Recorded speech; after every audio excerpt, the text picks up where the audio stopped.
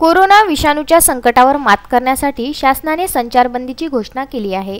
या संचारबंदीच्या काळामध्ये आर्थिक दुर्बल घटक तसेच दिव्यांग व्यक्तींची उपासमार होऊ नये म्हणून मूर्तिजापूर तालुक्यातील कुरुम महसूल विभाग, electronic media Vidarbha news channel तसेच सेवाभावी संस्थेच्या संयुक्त प्रयत्नाने कुरुम गावातील दिव्यांग तसेच गरजूंना जीवनावश्यक वस्तूच्या किटचं वाटप करण्यात आलं।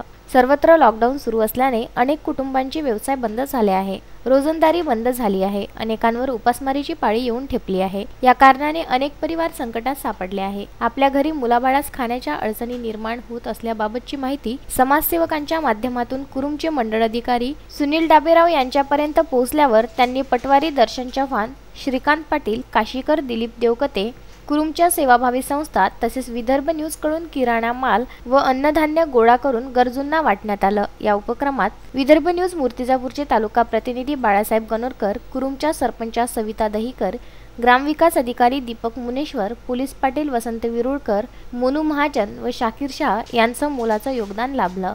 बाळासाहेब गणोरकर, विदर्भ न्यूज, मूर्तिजापूर।